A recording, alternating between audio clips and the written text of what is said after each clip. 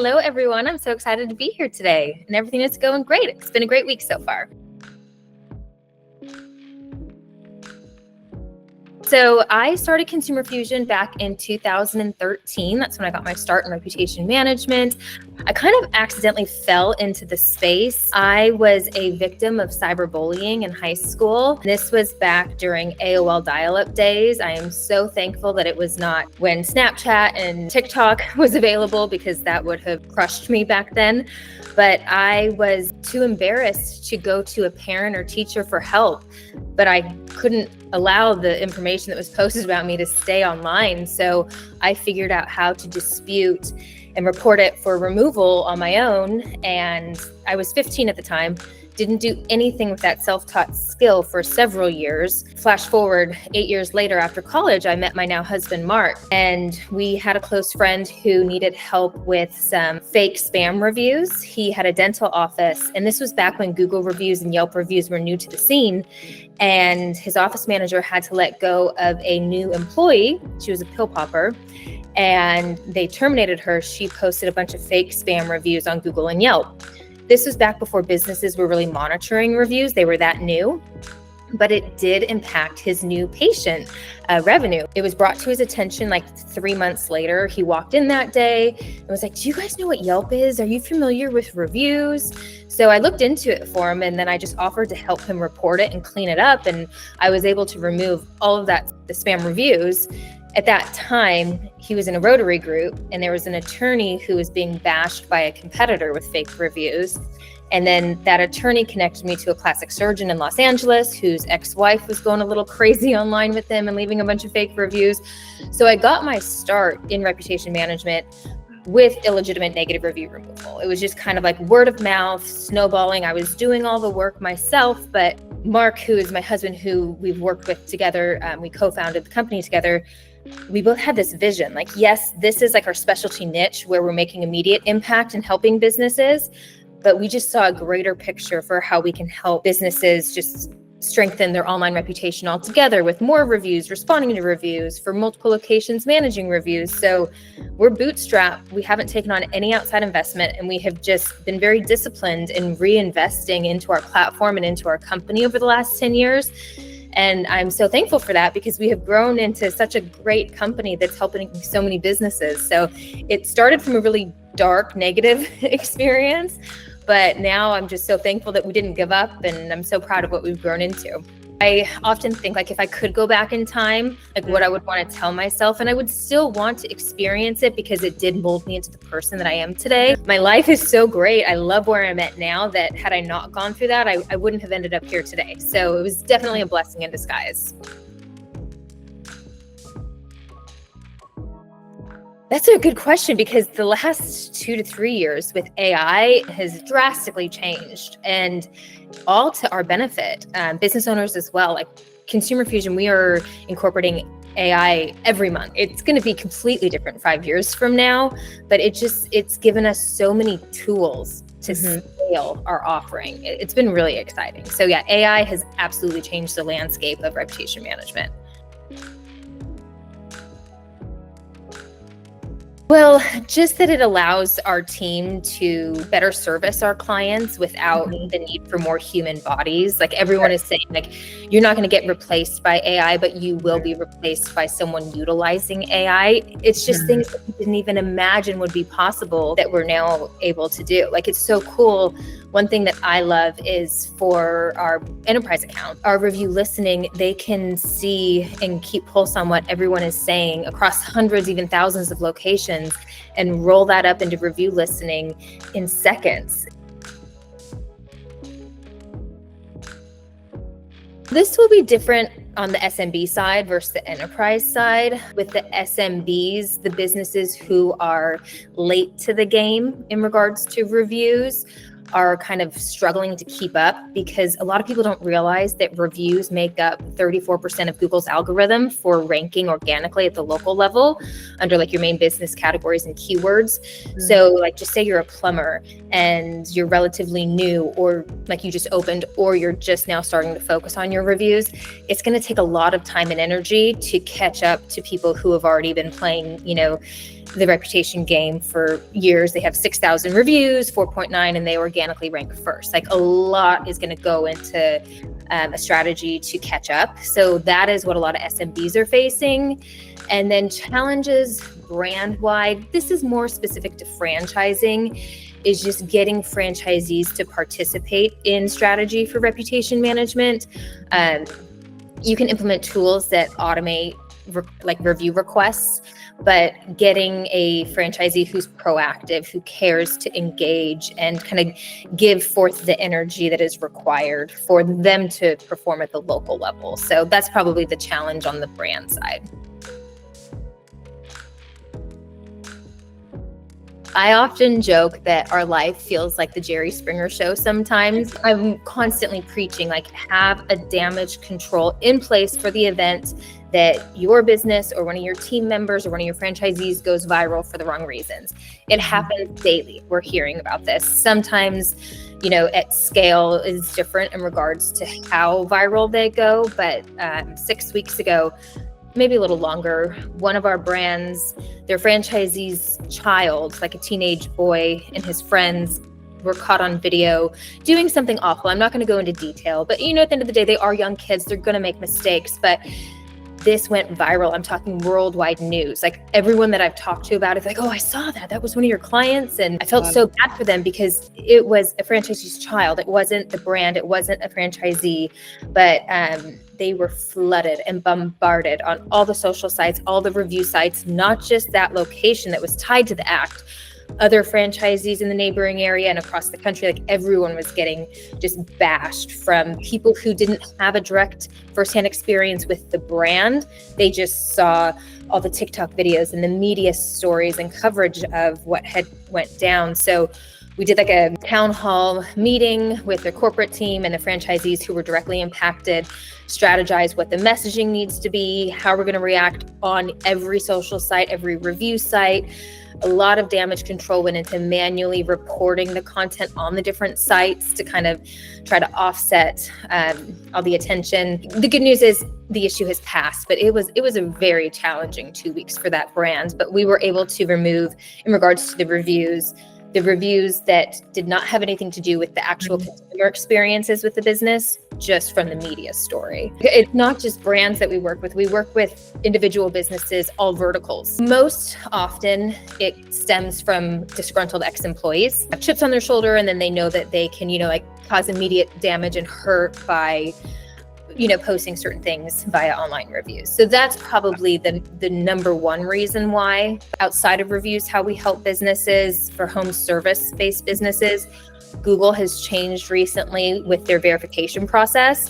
And it's just Google cracking down, making sure that businesses aren't trying to game the system and rank in more areas outside of where they truly operate. So it's just Google kind of getting stricter, but they're making businesses, and in regards to franchising, franchisees jump through hoops to get their Google business profiles verified, sometimes re-verified, or if their GBP is suspended, getting it unsuspended. It's manual efforts back and forth with Google support that a corporate team wouldn't really have the bandwidth to support a large volume of franchisees needing help with this.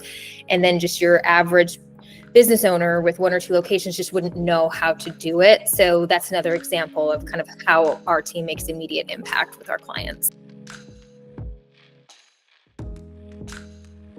So we have to have involvement from the business because they have to make videos and submit it through Google Maps. We have to work together, and that's why we don't refer to Consumer Fusion as being strictly SaaS. We're tech enabled, and so we like to say we're technology, but with white glove support. We will hold business owners' hands or franchisees' hands through, that's just one example of many. We'll be there to handhold to execute. In regards to customer feedback, I have a bi-weekly sync with my account managers, and I tell them, tell me everything. What are your clients' desired situation? What are their pain points? I'm so obsessed with hearing kind of what is already out there that they have interest in our platform evolving into, or a lot of the time it's centered around pain points and like how we can either develop software or incorporate software to assist there. But getting feedback from our clients is definitely the heaviest thing that I look at when it comes to our roadmap. But then also, I just pay close attention to the space. Consumer Fusion, there are alternatives in the space, but what differentiates us is the technology, which I would, throw up to any other alternative in the space. But it's our white glove approach that differentiates us, that businesses need. Like, you can't accomplish everything with just software. So having kind of that support behind the scenes.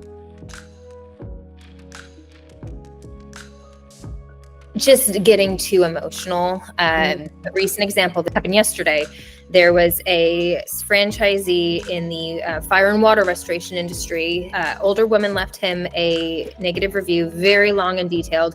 And instead of being empathetic, apologizing, trying to address her concerns and take it offline, he instead just went tit for tat and was just adding fuel to the fire, like you blah, blah, blah, and like kind of just XYZing her, not accepting or showing that he genuinely wanted to rectify the experience. So I would just say how business owners or their teams handle the responses is probably what I see businesses doing wrong most of the time.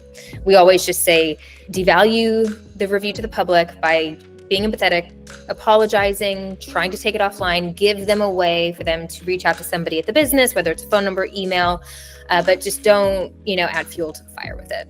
But it's unfortunately a common mistake that we see. I'm a very collaborative leader. I always say that I choose people to come onto our team that are smarter than me because I can't solve every problem. And I am looking for people whose strengths are my weaknesses, and just having it be an open, safe space where we can freely collaborate and strategize. What has kept my team's retention so high, I have team members who have been with me for over 10 years. I now have 5 married couples on our team. We just had our first Consumer Fusion baby last month. I just think that the culture is such an important part of that, and letting my team know that their voices are heard, but also valued. I love what we do to where I still have my hands in some accounts, and my leadership team is like, you need to stop. But I tell them, this helps me think of where we need to go. I want to be elbow deep, hearing what our clients' pain points are. That's how my juices get flowing in regards to future development ideas. So I think that they see my passion and how excited I get about the help and support that we're giving our clients, that it kind of trickles down. Technology, because when you're dealing with one location versus, say your average brand has over 100 units, that's a lot of bandwidth on your team. So automating as much as we can while still providing the white glove support when needed. But that's just been vital. We have some proprietary software that we've developed that's allowed us to scale in the reputation management space that 8 years ago we wouldn't have been able to do without that technology. So if they have a team, I would say get your team involved. Praise your team members when they earn your business a 5-star review. Incentivize them. So for example, for Consumer Fusion, whenever someone earns Consumer Fusion a positive review, I forward the review to the team. I thank that team member, praise them for their efforts, and I either buy them lunch or I just Venmo them $50. But the reason why is they know that I care and that I appreciate their efforts, but they're always striving to give a 5-star experience. So our customers are getting a 5-star experience. They're always striving to provide that 5-star experience. And then we're just continuing to get more and more reviews. So just kind of making it a team effort. That way it's a well-oiled machine, and pay attention to the feedback that you're getting via your reviews. Because if you're noticing, in Consumer Fusion, we have review sentiment. So it's like NPS, but of your reviews. So it will spit out and roll up the most positive, commonly themes within your positive reviews, neutral and negative. So if something is coming up consistently on the negative side, that's what the whole review sentiment is there for. It's tools for you to kind of take back to the business. But I would just say, make it a team effort. Let your team know that it's something that you prioritize, that you care about. and train them to always be asking for reviews. Because if you have like a review request that automatically sends, say like after a job is complete or after point of sale, you will have some customers who are reviewers who will leave a review without being asked. But if you kind of have a script in place and your team verbally recruits a review and lets your customers know that they'd appreciate a Google review, you will see a much higher volume of customers taking the time to leave a review. So that verbal recruitment of the review makes a huge difference in how many new reviews are received. I live and breathe by this Richard Branson quote, and it is, your clients don't come first, your team comes first. Take care of your team and then they will take care of your clients. And that could not have been introduced to me at a more poignant time. It was maybe 7 years ago when I saw that quote, because I was guilty of kind of like trying to do everything myself. I wasn't delegating and elevating my team. And we were just growing so fast that it wasn't sustainable. And when I saw that quote, it kind of woke me up like, oh my God, like not that they didn't come first back then, but as long as they feel supported and valued, like they will go above and beyond for our clients, and they continue to do that. So we have a 95% retention rate, which is unheard of in our space. So I really think it all just stems back from my team feeling safe and valued.